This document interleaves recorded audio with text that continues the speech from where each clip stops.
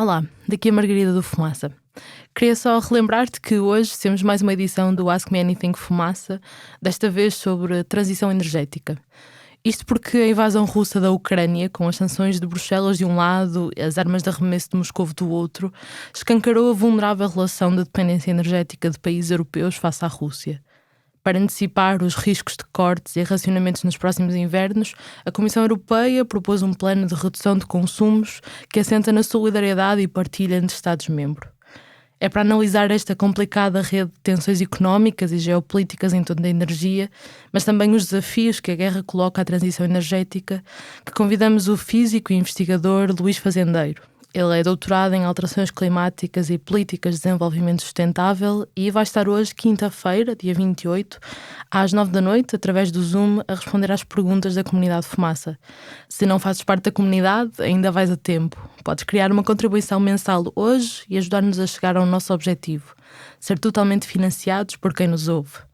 E se já fazes parte, muito obrigada pelo teu apoio e vais receber um e-mail com o link da conversa. Vemo-nos então mais logo. Agora sim, fica com a entrevista.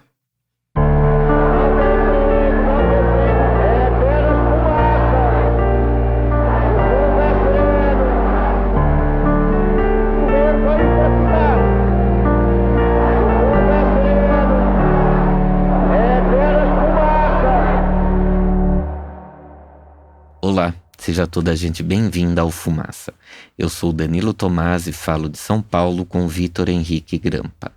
Graduado em Direito e Filosofia pela Universidade Presbiteriana Mackenzie e doutor e mestre em Direito Político e Econômico. Advogado, é também professor universitário na Faculdade Autônoma de Direito e na Universidade 9 de Julho. Foi presidente da Comissão Nacional do Programa Universidade para Todos, o ProUni, do Ministério da Educação entre 2015 e 2017 e 2018 e 2020. Na comissão, trabalhou com as ações afirmativas de ingressos dos alunos às universidades. Vitor é especialista no tema de políticas educacionais, entre os quais as cotas e as ações afirmativas na área da educação no Brasil. Seja bem-vindo, Vitor. Obrigado, é um prazer enorme estar aqui com vocês para podermos debater um pouco sobre educação, ações afirmativas, igualdade no Brasil. Prazer é nosso. Bom, começando. Vitor, no Brasil a gente pode dizer que tem uma tradição de levantamento e cruzamento de dados relativos à etnia, renda e classe social. Além de termos uma série de especialistas dentro da academia e na sociedade dedicados a entender esses dados e trazê-los a público. Antes da gente entrar nessa questão da implementação das cotas, eu gostaria que você explicasse qual que é a importância de ter dados sobre etnia bem detalhados para a implementação desse tipo de política. Essa questão ela é bastante importante, a de termos dados para as políticas públicas. Por quê? Porque os dados vão servir na etapa de formulação dessas políticas públicas. Então, nós vamos identificar quais são os problemas que temos para serem solucionados por elas. E depois vamos avaliar essa política pública para ver se as ações que foram tomadas, elas estão atendendo ao que seria o esperado, né? Então, dentro do ciclo das políticas públicas, nós temos a etapa de identificação, a formulação dessa política e a implementação dela vai decorrer de toda uma análise baseada em dados que precisam ser fidedignos, que precisam levar em consideração múltiplos fatores da sociedade. Uma sociedade como a brasileira, ela é pautada por uma desigualdade muito grande. Então, o estudo das políticas públicas obrigatoriamente passa por questões que possam levar a uma redução de desigualdade, né? As cotas raciais, por exemplo, enquanto política pública, elas demandam um acompanhamento muito grande, tanto da análise de como essa desigualdade está distribuída na sociedade. Então, temos hoje no Brasil a população preta vitimada em grau maior pela pobreza. Então, nós temos uma desigualdade que tem reflexos raciais. E falo que a população preta, estendendo pretos pardos, né? Na composição do IBGE teríamos aí a categoria negros também, né? Abarcando. E essa desigualdade, ela tem um recorte racial marcado. Até historicamente, quando nós olhamos a história do Brasil, processo de escravidão, a marginalização pós-escravidão e as ações tomadas pelo próprio Estado brasileiro, pela coroa portuguesa e pelo Estado brasileiro,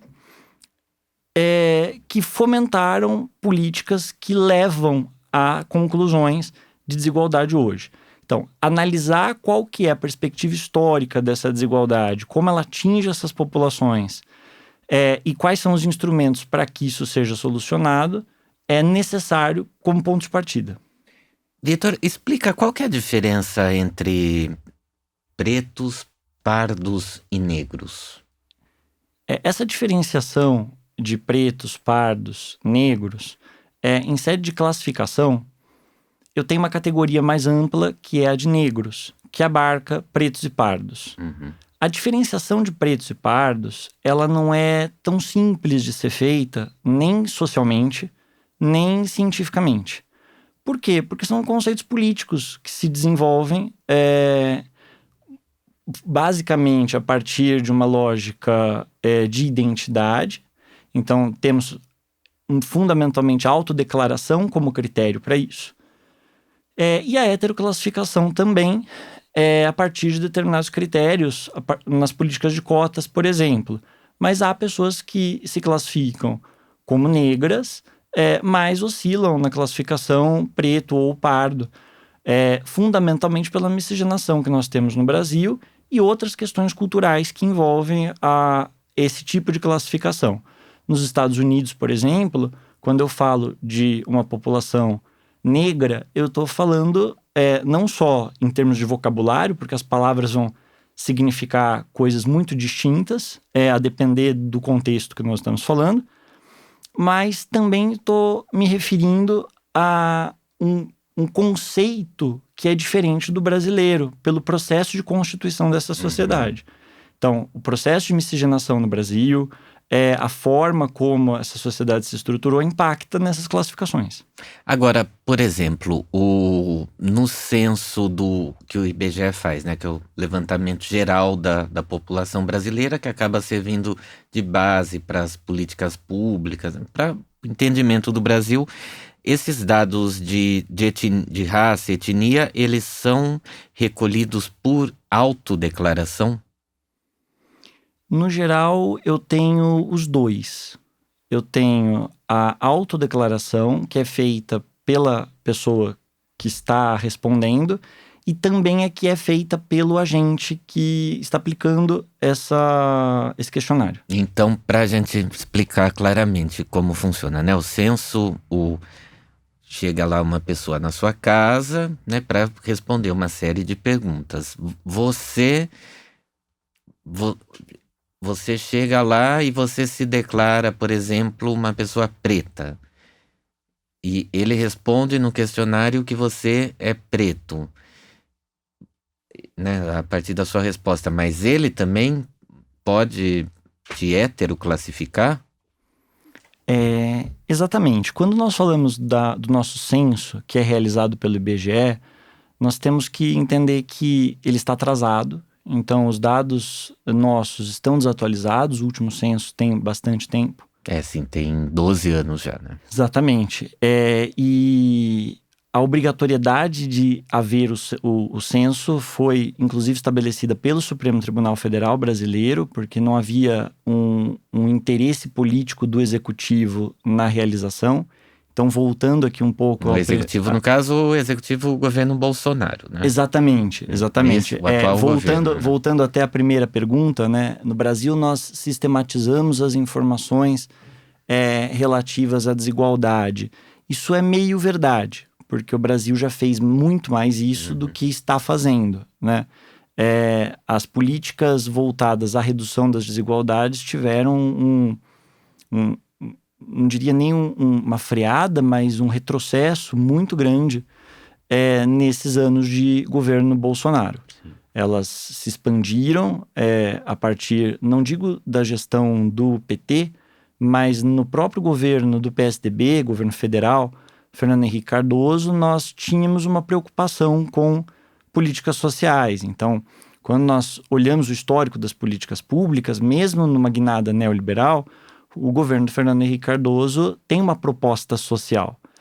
O governo do PT, com mais ênfase, aprofunda essas questões de redução de desigualdades, estabelecendo, por exemplo, as políticas de cotas, programas como o ProUni, que garante acesso a universidades, a ampliação da rede federal.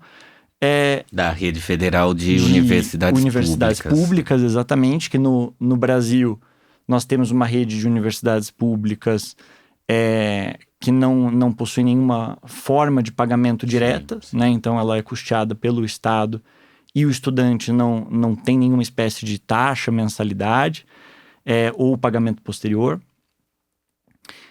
E essa expansão toda passa a partir da queda da presidente Dilma e ingresso do presidente interino e posterior eleição do Bolsonaro por um retrocesso muito grande. Do interino, no caso, Michel Temer. Michel Temer, exatamente. Mas tem essa queda, mas só para a gente não fugir desse assunto da questão da autodeclaração. No caso, quando o agente do IBGE vai lá na sua casa no censo, você autodeclara a sua etnia, correto? Correto. Você tem a autoclassificação e a heteroclassificação. Então, de acordo com o formulário de características étnico-raciais da população, classificações e identidades do IBGE, essa classificação acontece de modo espontâneo, quando o entrevistado diz qual se autodeclarando, e você tem a heteroclassificação que é atribuída pelo entrevistador. Então, não há, inclusive, igualdade nesses dados, porque, por vezes, você pode estar diante de outros processos que alteram a autoclassificação, como, por exemplo, o preconceito que existe na sociedade brasileira. Então, o empoderamento das pessoas sobre as suas origens, ancestralidade e a importância da redução efetiva da discriminação em sociedade leva a alterações de autoclassificação que passam até a serem sensíveis, como, por exemplo, de indígenas. Muitas pessoas se autodeclaravam não indígenas, apesar de terem traços fenotípicos, ancestralidade, e passaram a se autoclassificar no último censo. Então, isso foi realizado em 2010. Exatamente. Então, o espaço que nós temos para o censo de agora trará muitas diferenciações. Sim. Porque a própria pessoa pode, às vezes, se autoclassificar de modo diferente a depender do contexto social. Então, fomentar políticas de igualdade racial, fomentar ações afirmativas, isso leva a um empoderamento das pessoas sobre a sua própria ancestralidade, sobre a sua posição na sociedade, e isso muda também a classificação. No caso das cotas para as universidades, foi escolhido o modelo da autodeclaração. Não em todo. A gente não tem, quando pensa o acesso à universidade, não há uma uniformidade nesse modelo de declaração. Por quê? Porque quando eu penso em IBGE, eu estou pensando em dados estatísticos, que servem para formulação, análise de políticas públicas, mas não garantem nenhum direito direto àquela pessoa como beneficiária de uma política. Então, eu posso me declarar negro para o IBGE e não me beneficiar de nenhuma política destinada a essa população. No entanto, quando eu falo do acesso às políticas, eu já tenho outros problemas que envolvem, por exemplo, a falsa autodeclaração. Então, eu me autodeclaro preto ou pardo para ter acesso a uma ação destinada a essa população sem fazer jus a essa política. Então, imaginem, por exemplo, Itamaraty, nós tivemos... Itamaraty, que é o Itamaraty, órgão responsável pela política exterior do Brasil. Isso, exatamente. O órgão nosso de política exterior, cujo salário é muito bom, a carreira é muito boa, e tivemos casos de pessoas que se declararam beneficiárias de cotas étnico-raciais, das quais visivelmente elas não faziam jus. E isso foi judicializado, gerou toda uma mobilização dos nossos movimentos negros. Isso é muito importante de dizer, porque as cotas não surgem como uma bondade do Estado. Uhum. As cotas surgem pela movimentação histórica dos nossos movimentos negros e outros movimentos. Digo isso porque as cotas sociais partem, por exemplo, de movimentos sem terra. Você tem diversos movimentos trabalhando conjuntamente para conquista desses direitos. Então, eu trato isso como um direito e não como uma mera liberalidade do Estado. Sim, uma benesse do Estado. Uma benesse, de forma alguma. De forma alguma. Foi um processo uma conquista. Longo de conquista. E esses movimentos eles vão impactar muito na determinação e no rumo dessas políticas, porque eles são os beneficiários dela. Então, eu não posso entender que essas políticas se desenvolvem pelo Estado e no Estado sem que haja interlocução com esses movimentos, que vão definir também parâmetros, Não, critérios. o que eu quis dizer com relação à autodeclaração é que, assim, a pessoa se autodeclara negra, o Estado supõe uma boa-fé do autodeclarante, né? Esses casos que houve de fraude no Itamaraty, houve até, são mais casos isolados do que acabaram... Então, eu trouxe a questão dos movimentos negros para dizer, primeiro, que eles são plurais e não é algo rígido. Uhum. Então, quando nós pensamos o ProUni, lá atrás, isso eu estou pensando em 2004. Uhum. Que é quando é feita, inclusive, a lei do ProUni, de 2004. Isso, exatamente. Ele surge como medida provisória e depois essa medida provisória é convertida em lei. Uhum. Ele traz dentro dele, apesar de ser uma política social que garante o acesso de pessoas pobres, na acepção da própria lei, à universidade através de isenção fiscal. Então, esse aluno, ele ingressa numa universidade privada e o Estado deixa de receber impostos pelo cumprimento desse percentual de alunos matriculados. Ela traz dentro dela, não obstante tenha o critério social predominante, as cotas raciais. Uhum. Então, ela vai estabelecer, de acordo com o próprio IBGE, que estávamos falando agora há pouco dele, com a porcentagem em determinado estado que haja de pretos, pardos, indígenas, e ela também vai fazer previsão a pessoas com deficiência, para que eu consiga fazer uma inclusão adequada, né? Ela vai trabalhar com a lógica da autodeclaração, por até movimentação desses grupos que foram reivindicar a política de cotas, inspirado em modelos externos. Então, a gente não tinha uma experiência nacional, nos baseamos em experiências externas para a formulação de uma política nacional. Qual que é o problema? A autodeclaração, ela funciona muito bem, salvo quando eu começo a trabalhar postos ou vagas que tenham alto valor em sociedade. Então, os nossos principais problemas eram medicina, que é um curso muito caro. Você tem... Ou que um curso muito caro na universidade privada, ou que acaba sendo depois muito difícil na universidade pública. Ou com salários muito altos depois, né? Exatamente. O reflexo em termos de posto em sociedade, reconhecimento social e salário é alto. Uhum. Então, quando eu pego uma vaga em medicina, engenharias, eu começo a ter distorções em relação à autodeclaração. Porque as pessoas pretendem se beneficiar, ainda que saibam não fazer jus a isso. Nesse sentido, outras políticas passam, então, posteriormente, a trazer a heteroclassificação, Entendi. que é questionada judicialmente, e o Supremo Tribunal Federal compreende que, sim, o Supremo Tribunal Federal nosso é a nossa corte constitucional, né, é a mais alta instância do nosso poder judiciário, ele vai compreender que, sim, é constitucional as políticas de cotas em geral, inclusive aquela que foi formulada lá atrás pelo ProUni, mas também vai entender que a lógica da discriminação positiva é constitucionalmente aceitável.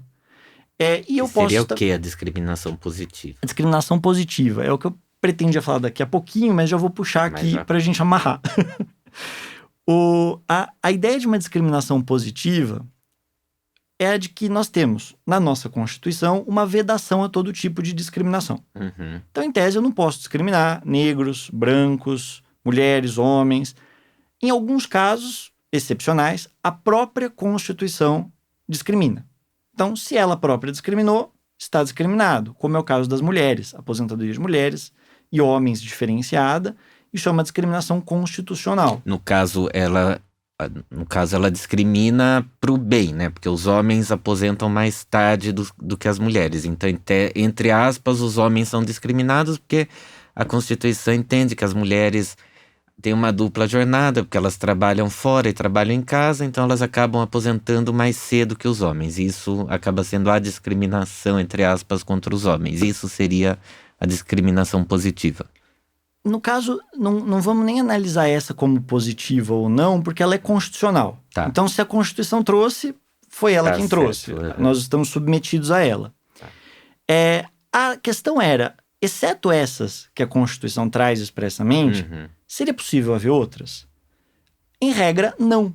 Porque o artigo 5º da Constituição, da nossa Constituição, começa com o princípio da isonomia, dizendo, olha, são todos iguais perante a lei, o Estado não pode discriminar.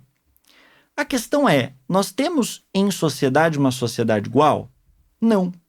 E a própria Constituição brasileira admite isso ao colocar como um objetivo da República a redução das desigualdades.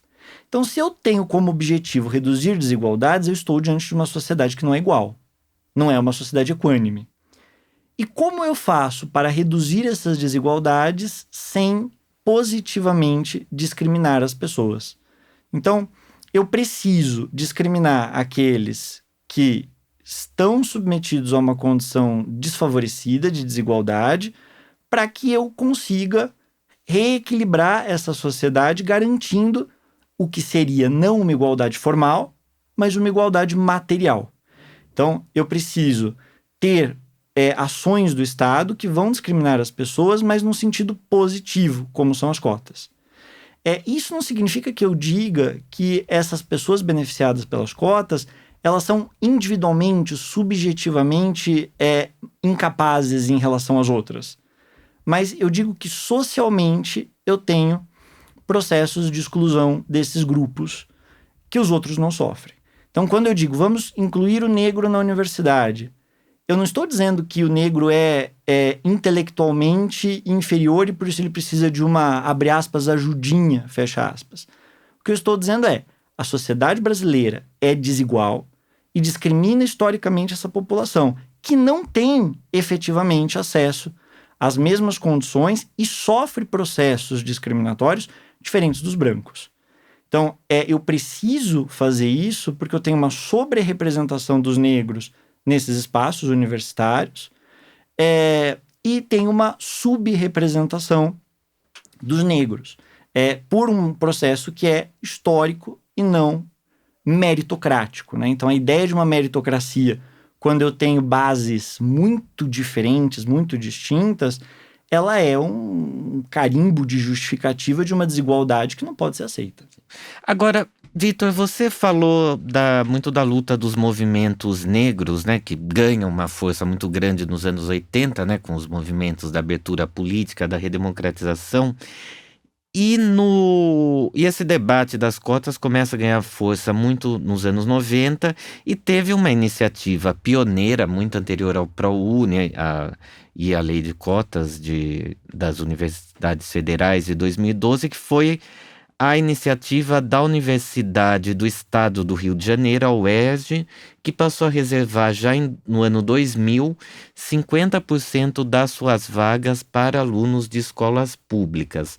No ano seguinte, 2001, 40% dessas vagas passaram a ser reservadas para alunos de origem negra. Na época, o Rio tinha como vice-governadora Benedita da Silva, do PT, que é negra. Eu queria entender como é que essa iniciativa impactou nas políticas que viriam ser implementadas a partir dos governos Lula. Foi um pontapé fundamental.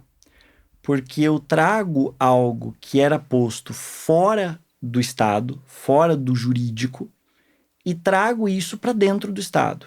Então, uma vez que eu coloco essa experiência dentro do Estado, ela, positiva ou negativamente, vai ter de movimentar as instituições para garantir, por exemplo, se isso pode ou se isso não pode. Enquanto eu não tomo essa decisão, eu não tenho como posicionar as instituições diante dela. Então, essas iniciativas pioneiras, elas não só demonstraram a necessidade disso, como possibilitaram... Disso, no caso, as cotas. Disso, as cotas, exatamente. Disso, políticas de cotas. E mais do que políticas de cotas, mas do assentamento da constitucionalidade e da necessidade de uma discriminação positiva. Então, quando eu falo discriminação positiva, eu estou pensando não só a questão das cotas raciais, e é importante que se diga que as cotas raciais, elas são muito, muito importantes no Brasil, porque nós temos uma diversidade racial muito grande e uma desigualdade histórica que parte da escravidão, mas elas também vão, em outros contextos, adquirir formatos de outros grupos que também sejam vulneráveis. Então, eu estou pensando cotas raciais, cotas sociais, aqui pensando a questão econômica como determinante no acesso a direitos, mas também de grupos. Então, quando eu penso a questão sexual, eu estou fora dessa lógica, mas também pensando grupos que são historicamente discriminados. Então, a depender do contexto no qual as cotas estão inseridas, eu posso ter um maior número de grupos que necessitem desse tipo de instrumento, ou outro, né? Então, precisa ser uma tomada de decisão a partir da realidade de cada espaço, né? Eu pensar, por exemplo, na Noruega, cotas raciais, o contexto é totalmente outro do brasileiro, né? Eu posso, inclusive, em determinados espaços, dizer, não, aqui seria absolutamente inaplicável até esse tipo de decisão. Então, eu preciso de uma análise da sociedade e, sobretudo, de um interesse político nessa movimentação. Então, essas decisões pioneiras movimentam o Estado e isso é extremamente positivo para tudo que vem depois, né? As universidades, elas são um espaço privilegiado porque a nossa Constituição, a Constituição brasileira de 88, garante a elas a autonomia. Uhum. Então, elas não dependem, por exemplo, de uma lei para se organizarem internamente, diferente de outros órgãos da administração pública, né? Então, estou numa secretaria, eu não posso fazer algo autonomamente. Isso não existe. Agora, dadas as características das universidades, elas têm autonomia. E isso possibilitou pelas universidades, junto com o acúmulo teórico também, que esses docentes, como a própria Benedita, que tem uma interlocução muito grande, traz movimentações e transformações em um espaço que é constitucionalmente assegurado. Agora, vamos entrar aí dentro das universidades, porque nessa época, né, que a gente está falando aí, início do século XXI, as universidades, até então as universidades públicas eram um espaço reservado às classes mais altas aqui do Brasil, e as universidades particulares, elas eram acessadas de acordo com a renda dos alunos, mas assim, via de regra, quanto pior a renda, pior a universidade que o aluno ingressava, né? Tinha até aquela piada que da universidade pagou, passou, né? Quanto pior a renda do aluno, ele entrava naquelas universidades de bairro, aquelas coisas horríveis, né? Você foi coordenador da Comissão Nacional do ProUni, que foi um programa criado no governo Lula para dar bolsas de estudos em universidades e faculdades particulares a jovens de escolas públicas. A lei que criou o programa em 2005 já previa, abre aspas, percentual de bolsas de estudo destinado à implementação de políticas afirmativas de acesso ao ensino superior de portadores de deficiência ou de autodeclarados indígenas e negros. Fecha aspas. A criação de bolsas e cotas via universidades privadas foi uma maneira de incluir sem incomodar as elites, posto que a lei de cotas nas universidades federais, que era o espaço das elites, só viria em 2012? Eu diria que qualquer ação inclusiva no Brasil não é bem aceita. Sim. Tanto que houve uma reação muito grande, desculpa te cortar, sem problema, por parte da própria elite acadêmica. Que a gente, assim, que é uma burocracia privilegiada, né? Você vai chegando nos altos postos, você tem salários altos, estabilidade no emprego, tudo. Desculpa te cortar. Não, imagina. Mas eu me recordo sempre de uma fala do Milton Santos, que é um professor da USP, geógrafo e negro, né? Então, primeiros professores, e não só professores, mas intelectuais, porque a gente precisa diferenciar, né? Precisa diferenciar porque temos muitas pessoas que são professores, mas que não conseguem formular como o Milton Santos fez em relação à área dele, né? Sim, das principais cabeças do país. Assim. Exatamente, um dos principais formuladores, pensando a geografia e a sociedade brasileira, migrações, os processos de exclusão. E o Milton Santos vai dizer que ser negro no Brasil é difícil, ele enquanto professor negro, e ser intelectual é difícil. Ser negro é difícil, sobretudo pelo cotidiano, que as exclusões no Brasil elas são sutis, é por isso que nós vivemos por muito tempo em um pretenso mito da democracia racial. Então, o Brasil não tem discriminação, né? Veio até uma expedição ao Brasil analisar e se constata que, na verdade, não é nada disso. Uhum. É um mito, a democracia racial, e no pior sentido do mito, não no sentido filosófico, mas no sentido de algo que não existe mesmo. Eu tenho essa ideia de uma democracia racial para justificar as desigualdades cotidianas e discriminações cotidianas. E o Milton Santos diz isso, que denuncia que o cotidiano é muito pesado para além dos processos gerais de exclusão. E ser intelectual é difícil porque as pessoas não estão acostumadas com uma palavra crítica. Né? Então a gente tem uma sociedade que é bastante autoritária, só que isso é deselegante você dizer que a sociedade é a cordialidade. Onde já se viu, né? O povo brasileiro ser discriminatório. Mas essa pessoa que não recebe dinheiro nenhum, eu trato ela bem, olha só, ela é como se fosse uma amiga minha. É o famoso eu trato a empregada como se fosse da família, não é? Que exatamente. É muito forte até hoje. É muito forte até hoje. Você pega ações na justiça de trabalho análogo a escravo, né?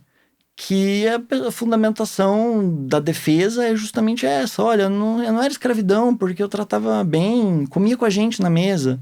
Então, assim, reconhecer o outro enquanto um ser humano parece que é um favor. É algo surreal.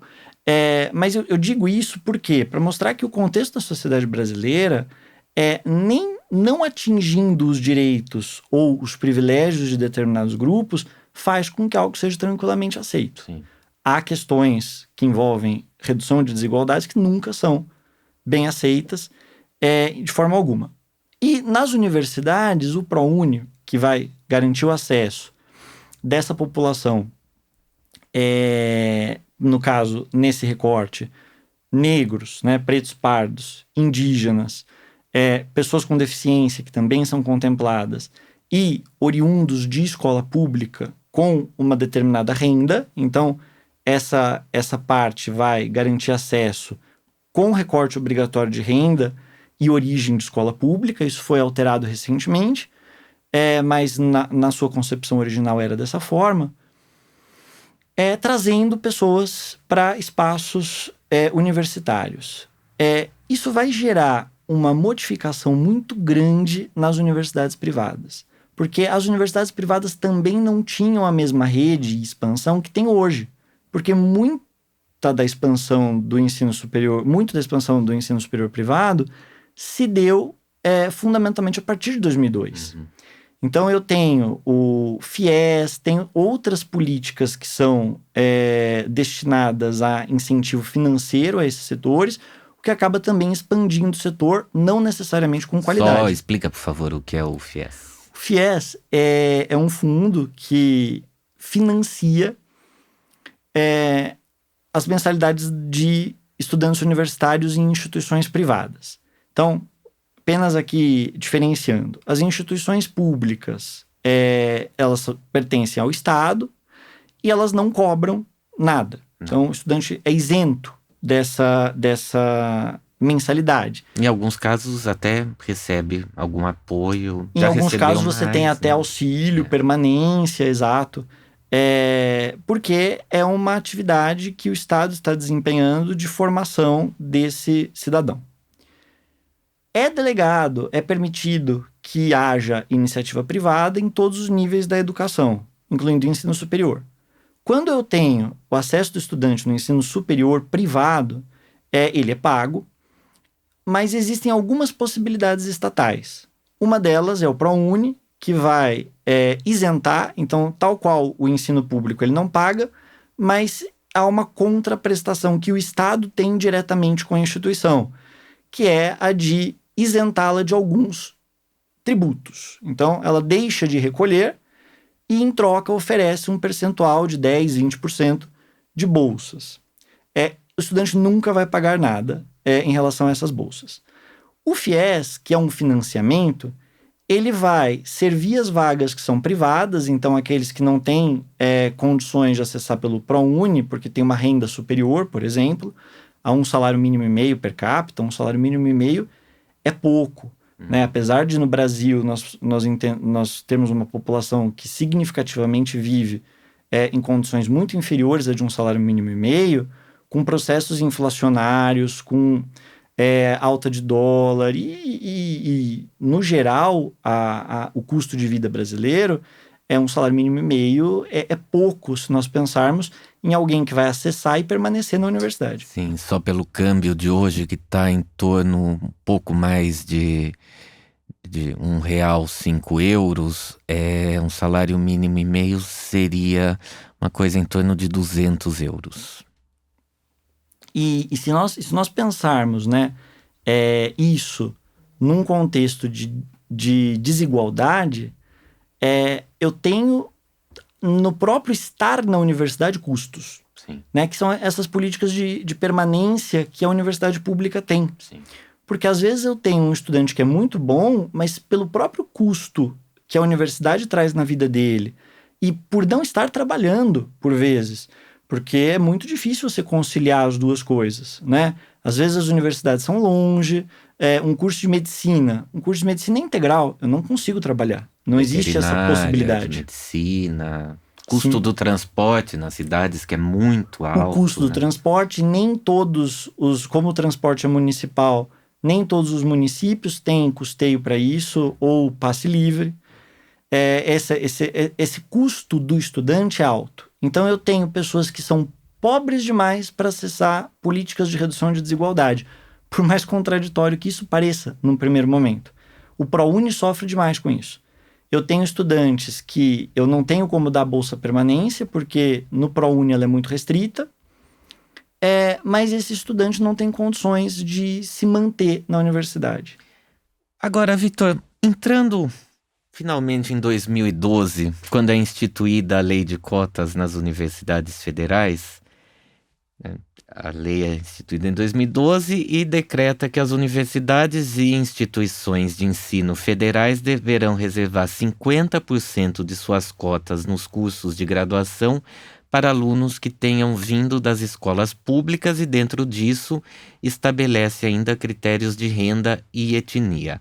Além disso, reserva vagas para pessoas com deficiência. Agora, num país em que as pessoas mais pobres são, em sua maioria, não brancas, não bastariam as cotas baseadas em critérios de renda? Eu só vou tomar a liberdade de só fechar uma aresta que eu deixei aberta. Por favor. Que é a do FIES, que vai financiar, então, essas mensalidades para que o estudante pague posteriormente de modo parcelado com juros reduzidos. Então, essa é a lógica do FIES. Então, isso compõe aí as nossas políticas educacionais de ensino superior, que ou é a universidade pública ou outras políticas que são voltadas ao setor privado, né? Se nós precisaríamos de cotas sociais e não bastariam cotas raciais. Dado o nível da desigualdade brasileira, e se nós pensarmos a questão do ponto de vista interseccional, o que seria essa interseccionalidade, né? As discriminações, elas não são autônomas.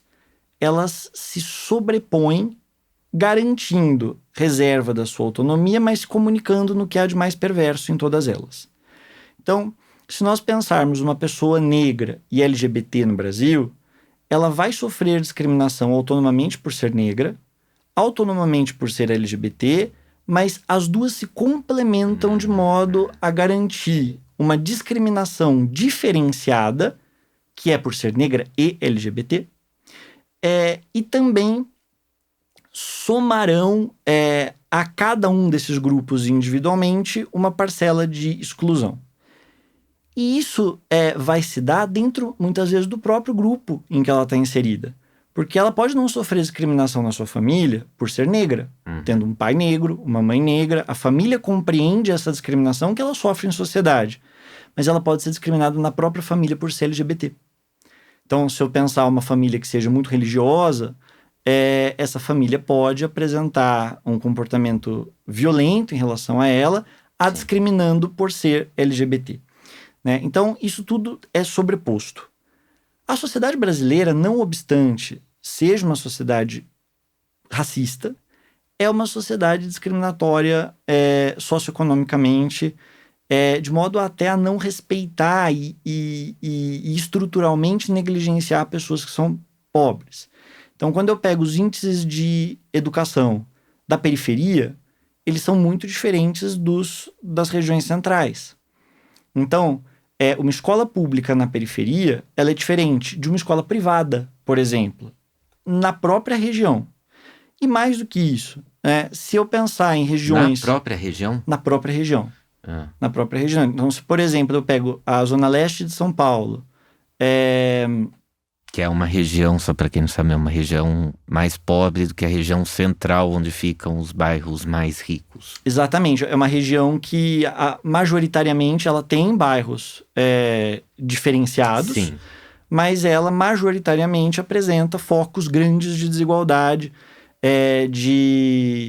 o que a gente chama no Brasil, de comunidades, mas que para todos os efeitos são comunidades vulneráveis, que são estruturadas urbanisticamente em zonas muito precarizadas, né? Então, o que nós chamávamos de favela hoje não se chama mais dessa maneira, se chama habitualmente de comunidades ou conglomerados urbanos subnormais ali a partir do critério do IBGE, porque a ideia não é justamente de que essas pessoas sejam, mas que o espaço não é um espaço adequado, né? Então, esses espaços são periféricos, são muito longe de tudo que é central. Os aparelhos que são destinados a eles normalmente são menos desenvolvidos ou com uma qualidade menor. Então, se eu imagino alguém que está em uma dessas comunidades, não tem acesso adequado a serviços de saúde, segurança, educação, ou quando tem acesso em um grau inferior, não obstante, majoritariamente as pessoas que estão ali sejam negras, porque os processos de discriminação no Brasil eles são cumulativos, eu também posso ter uma pessoa ali que é branca, dentro de uma classificação brasileira, claro, porque na Europa, boa parte das pessoas que são consideradas no Brasil brancas não seriam, né? Sim. A partir de uma classificação brasileira, essa pessoa é branca, mas ela está submetida a condições de marginalização social que não vão garantir acesso a ela. Ela não vai sofrer aquela discriminação por ser negra, mas todos os outros pontos da discriminação por estar onde ela está, por ser periférica, por ser pobre, ela vai. Então, o Estado precisa garantir a essas pessoas a possibilidade de, em uma condição de desigualdade sobre as que tiveram acesso a condições melhores, poder seguir os seus estudos, enfim. Então, eu entendo que elas são obrigatoriamente complementares no caso brasileiro. Eu não posso pensar só cotas sociais, porque a questão racial é profunda e estruturante da nossa sociedade, mas também, se eu tiro o elemento social, eu deixo muitas pessoas que estão vulneráveis pela própria desigualdade da sociedade, pela própria estrutura de Estado, apartadas. Tá. Em 2021, o número de vagas reservadas para os cotistas superou pela primeira vez o número de vagas não reservadas nas universidades federais. No ano passado, a Universidade de São Paulo, que é uma universidade estadual e foi a última a aderir às cotas, passou a ter mais estudantes advindos das escolas públicas do que das particulares. Mas quando a gente olha para o mercado de trabalho, a situação ainda é muito desigual. De acordo com o IBGE, abre aspas, a comparação por atividades econômicas revela uma característica importante na segmentação das ocupações e a persistência ainda hoje da segregação racial no mercado de trabalho. A presença de pretos ou pardos é mais acentuada nas atividades de agropecuária, com um percentual de 60,7%, na construção, com um percentual de 64,1%, e nos serviços domésticos, com um percentual de 65,3%, justamente as atividades que possuíam rendimentos inferiores à média em todos os anos da série histórica, fecha aspas. Faltou política de cotas ou de ingresso no mercado de trabalho para esses grupos? Se eu disser que no mercado de trabalho, à exceção dos concursos públicos, nós temos qualquer coisa, eu estou mentindo. Por quê? Porque o mercado de trabalho segue sendo o grande problema das ações afirmativas, até mesmo as formuladas educacionalmente, né? Então isso é importante dizer. Nós temos, hoje no Brasil, políticas de cotas de acesso a cargos públicos. Sim. Então isso também existe, né? Então, nós estamos pensando cotas para representação feminina, no legislativo. Se nós olharmos o que uma teórica chamada Nancy Fraser traz, nós temos que pensar 3 dimensões concomitantes, que é a redistribuição, o reconhecimento e a participação, né? Então, eu preciso valorizar essas culturas, reconhecê-las, essas culturas e pessoas, né? Eu preciso redistribuir, e aí, de uma maneira... A redução da desigualdade, e preciso que essas pessoas participem. Então, eu não consigo pensar igualdade sem pensar, no mínimo, nessas 3 dimensões concomitantemente. Quando eu analiso as nossas políticas públicas de acesso à educação, elas vão ter impacto no mercado de trabalho, porque eu estou formando mão de obra que vai para esse mercado. Quais que são os problemas que eu tenho? Fundamentalmente 2.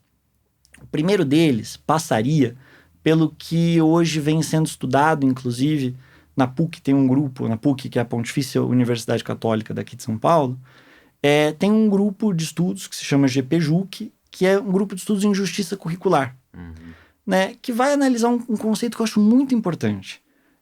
O currículo é igual, ou seja, o que eu ensino em um lugar é o que eu ensino no outro lugar. Eu preciso...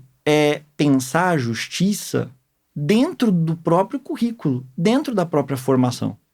Então, se eu estou garantindo um acesso de alguém ao ensino superior, porque eu parto do pressuposto de que não há justiça curricular na educação básica, né, inclusive a violência curricular na educação básica, sobretudo pública, eu parto do pressuposto de que, colocando essa pessoa no ensino superior, eu vou conseguir minimizar essa injustiça que foi sofrida, porque eu parto de uma ideia de qualidade do ensino superior.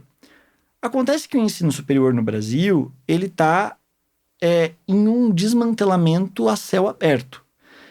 Eu tenho uma exploração econômica muito grande. Você diz o privado? O privado, sobretudo. O público, ele sofre outras estratégias de desmonte. Mas ainda consegue preservar. Consegue preservar. Sim. Consegue preservar a qualidade pela questão do orçamento, que eu tenho uma destinação orçamentária para essas instituições, e pela qualidade do corpo docente que está presente e é de carreira. Então eu não demito um professor pela posição política dele. Sim. Ele é estável, ele permanece. E esses professores se organizam, a comunidade acadêmica se organiza para preservação. Os próprios alunos conseguem se organizar da mais. Instituição, os próprios alunos. Nós temos no Brasil um movimento estudantil muito forte, que se organiza na graduação, desde a educação básica, com os grêmios, que são das escolas, as uniões de estudantes, como União Paulista, União Paraná, enfim, cada estado vai ter as suas uniões. A União Brasileira de Estudantes Secundaristas. Na educação superior, nós temos centros acadêmicos, diretórios de estudantes, uniões estaduais, a União Nacional dos Estudantes, que inclusive foi perseguida na ditadura militar. Temos a Associação Nacional de Pós-Graduandos, pensando o contexto específico da pós-graduação. Então, nós temos um movimento estudantil forte, movimento de professores organizados forte também. E isso garante alguma estabilidade na educação pública superior. Problema, a educação privada, como ela está submetida a condições bastante precárias de manutenção de vínculo de trabalho e cada vez mais a necessidade dos professores de darem aula e as reformulações menos interessadas na qualidade da educação e mais interessados nos lucros que a educação pode oferecer, em detrimento da qualidade de ensino, muitas vezes, eu tenho um processo que é de desmonte dessa educação privada, almejando lucro. Então, não é uniforme, porque eu tenho instituições que são fundacionais, que são associações, as suas mantenedoras, então elas vão ter uma preocupação filantrópica, social, mas boa parte dessas instituições hoje vão ter preocupações com fins lucrativos, sem uma preocupação com qualidade. Há instituições que têm as duas preocupações, é bem verdade, mas são raras. Mas tem sido cada vez mais raro, pelo menos no que eu tenho observado, você ter professores de instituições privadas que sejam só professores. Sim, muito raro. Porque a carreira está em um momento de desmonte. Né? Se nós pararmos para analisar nos últimos 10 anos quanto ganhava um professor e quanto ganha hoje, é muito menos. A redução foi absurda, não obstante a economia tenha piorado. Então, eu precisaria não que o salário dos professores tivesse reduzido, mas que tivesse subido. Sim. Não, o processo é inverso. Eu demito professores, contrato novos professores, cada vez com salários menores. E não é só a questão salarial, mas é a própria carreira. Então, com condições piores de trabalho, ou, consequentemente, menores condições de se capacitarem, de se formarem. Mas, fechando essa parte das instituições, eu não tenho justiça entre as instituições. Porque eu tenho um aluno que vai ingressar em uma instituição, principalmente privada, com uma qualidade de ensino muito menor, e outro com uma qualidade de ensino maior. Quando essas pessoas saem para o mercado de trabalho, eu já tenho um mercado de trabalho que é desigual. Sim. Então, ela já vai carregar o preconceito que ela tinha lá de trás, ela não vai ter indicação de ninguém que seja poderoso, não vai ter uma rede de contatos, ela vai ter que se valer do seu próprio currículo. Se ela entrou por cotas raciais, por exemplo, ela vai enfrentar novamente, ao ingressar no mercado de trabalho, a discriminação racial, porque ela não deixou de existir só porque ela entrou na universidade, né? Então ela vai enfrentar uma série de óbices ao acessar o mercado de trabalho, por vezes com um currículo empobrecido. Agora, Vitor, não não há um acompanhamento do Ministério da Educação desses alunos, né? Assim, a lei tá para, né, vai ser revista agora, tem 10 anos, mas a gente não sabe, assim, o que aconteceu com esses alunos. A gente sabe, assim, né, tem uma reportagem ou outra e tal, mas falta um acompanhamento enquanto política pública também, não? Falta um acompanhamento, e quando eu disse que o mercado de trabalho é o nosso pior tendão, é o nosso tendão de Aquiles, é justamente por isso. Eu não tenho políticas de acompanhamento desses egressos que sejam efetivas. E por duas razões. A primeira, que aqueles que não têm interesse nessas políticas não vão ter interesse no controle da política de toda forma. Como o atual governo. Como o atual governo, exatamente. Que não está interessado. Se você tem, do outro lado, pessoas que estão interessadas na política, na medida em que o cobertor é curto, eu acabo investindo nas etapas necessárias para a operacionalização da política. Cobertor curto seria orçamento curto. Exatamente. Isso é uma expressão muito brasileira. Cobertor curto é aquele que ou a gente cobre a cabeça e o pé fica de fora, ou cobre o pé e o resto fica de fora. Para ver que a nossa desigualdade chega até nos nossos cobertores. E justamente eu não tenho acompanhamento disso posteriormente. Então, a desigualdade no mercado de trabalho, não só não tenho políticas efetivas para atacá-la. Então, eu tenho para o ensino, mas não vou ter para o mercado de trabalho, porque eu parto do pressuposto da autonomia do setor privado nas contratações e demissões, que são livres no Brasil. Inclusive, o Brasil foge... E eu imagino que essa... A gente viu, na verdade, o mercado de trabalho piorar muito, porque se desregulamentou muito, né? A terceirização de atividade... eu posso ter uma determinada instituição que não tem ninguém ali que seja contratado por ela própria para desenvolver o trabalho que ela própria desenvolve. Então, quer dizer, a ideia do próprio risco da atividade e o trabalhador como parte disso... Ou a figura do trabalhador intermitente, que é contratado, assim, para trabalhar um dia... Esperando. Fica esperando ser chamado, e às vezes esse trabalhador pode ganhar R$400 num mês. Assim. E é importante dizer que... R$400 são 80 euros. Que apesar de muitas dessas questões existirem na Europa... elas se estruturam de um jeito bastante diferente. Até as políticas salariais, tudo é muito diferente. Às vezes a gente usa a mesma categoria. Não, mas trabalho intermitente faz sentido em alguns contextos. Não generalizado e desregulamentado como aqui ficou, né? Sim. Essa pessoa chega no mercado de trabalho e não encontra receptividade, e o que é pior, eu não tenho um acompanhamento disso para diagnosticar como eu posso melhorar. Então, eu me lembro quando eu estava na presidência do ProUni, né, da Comissão Nacional, nós precisávamos saber o que aconteceu com os nossos egressos, que são aqueles que se formaram, que saíram, né? Eu não tinha como fazer isto, né? Eu não tinha controle, não tinha acompanhamento. Nós ficamos sabendo de alguns casos exitosos que aparecem. Então, uma egressa do ProUni, Tamires, hoje foi secretária adjunta agora de segurança na cidade de Diadema. Uma cidade aqui próxima a São Paulo. Da grande... Da região metropolitana, né? Uma cidade onde se faz, aliás, políticas públicas bem interessantes. Bem interessantes, muito interessantes. E ela desenvolveu, inclusive, questões de combate à violência da mulher. E é um caso que chega ao conhecimento pela projeção daquele egresso. Mas, assim como ela, eu tenho centenas, milhares de estudantes que foram beneficiados pelas políticas do ProUni, mesmo as políticas de cotas das universidades públicas, que eu não sei o que aconteceu. Então, como eu não consigo mensurar, muitas vezes fica fácil aquele discurso do isso não serviu para nada, isso não ajuda, que é o que a gente está enfrentando agora ao fazer a avaliação de 10 anos. Sim. Pois é, isso que eu queria ouvir de você.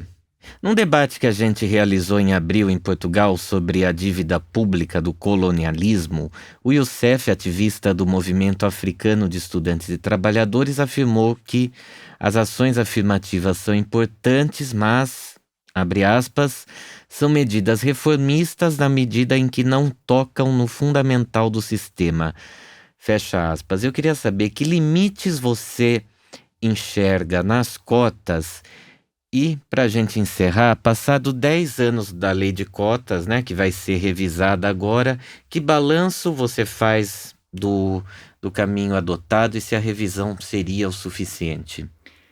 Eu vejo que essa revisão que nós estamos enfrentando agora, ela é mais uma revisão daquelas pessoas que têm verdadeiro ódio da igualdade do que efetivamente baseada em critérios de políticas públicas.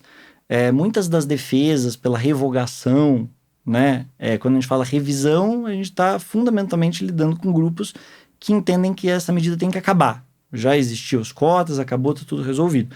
Não está tudo resolvido, pelo contrário, a gente tem muito a avançar, muito a conquistar. A desigualdade é absurdamente profunda e, sobretudo pós-pandemia, muitos desses processos que já eram graves se agravaram, né? Então, eu vejo que essas políticas elas precisam ser mantidas. Não defendo que sejam eternas, porque a ideia não é justamente essa.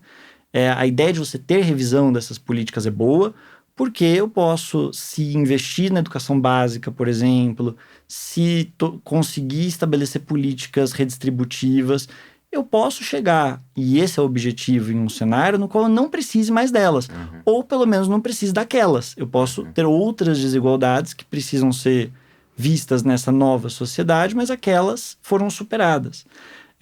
E eu tenho aqui, mais na missão da fé, que nós vamos superar. A desigualdade racial no Brasil, social, será superada um dia, mas não foi, com certeza, nesse período. Então, essa revisão, ela, na verdade, se trata de observar que é necessário renovar. Essa é a medida ética nesse momento, né? Agora, diante de um sistema que é o capitalismo, estruturalmente injusto e estruturantemente injusto. Então, ele não basta a sua desigualdade interna, mas ele necessita de outras desigualdades para sua manutenção, né? Diante desse sistema, é muito difícil eu falar sobre soluções. Então, é uma ideia incrementalista de tentar tornar o que é desigual, o que é ruim, um pouquinho melhor? Por vezes sim, né? Por vezes sim, porque, por exemplo, a economia mundial, ela é desigual. Eu tenho um capitalismo central e uma periferia mundial, e isso tem impactos na economia, é geopolítico, enfim. Eu não posso dizer a análise partindo de pequenas ações eu vou transformar tudo. Mas o inverso também não é verdadeiro. Sem mexer nisso, eu tenho uma sociedade pior. Então, eu consigo ter uma sociedade mais desigual dentro do capitalismo, eu consigo ter uma sociedade mais injusta, mais racista, mais machista. Tudo que eu posso ter de pior, o capitalismo me possibilita que seja muito pior do que é. Então, nesse sentido, as ações internas no Estado, todas elas, até as eleições democráticas, elas estão vinculadas a constituições que são liberais e capitalistas, né? Então, dentro desse modelo que nós temos, dessa estrutura, essas políticas são necessárias porque elas garantem a melhoria da qualidade de vida, de proteção da dignidade da pessoa humana, que pode ser pior. Então, no caso brasileiro, nós já tivemos cenários de desigualdade muito piores, e boa parte da resistência que nós oferecemos hoje é pelo não retrocesso a esse cenário do qual nós viemos. Olhando a nossa história, nós sabemos muito bem que pode ficar bem pior do que está. Então, eu entendo as críticas bem intencionadas, no sentido de, apesar de tudo, a gente vai continuar no cenário de desigualdade. Menos desigualdade. Menos desigualdade. Esse é o mote. Então, talvez avançar nessas políticas, nesse momento, seja o caminho. Agora, entender que elas, sozinhas, vão resolver, de modo geral, os problemas macro, de forma alguma. Isso vai passar pela economia, pela reestruturação dos estados, pela alteração de uma geopolítica, de uma ordem, de uma organização nacional nos estados e internacional. Então, nesse contexto que nós estamos de submissão econômica, não dá. Muito obrigado, Vitor. Essa entrevista foi preparada por mim, Danilo Tomasi, e pelo Nuno Viegas, também responsável pela edição do guião. A edição de áudio é do Bernardo Afonso. Fazem ainda parte da equipe Fumaça a Joana Batista, o Frederico Rocha, a Margarida Davi Cardoso, a Maria Almeida, o Luiz Marques, o Ricardo Esteves Ribeiro e o Pedro Miguel Santos. A música é do Lotus Fever. Ouça mais episódios em fumaça.pt, no YouTube, Spotify ou na tua aplicação de podcasts. Se quer ajudar a fazer com que o Fumaça seja financiado por quem nos ouve, vê e lê, entre em www.fumaca.pt/contribuir. Muito obrigado.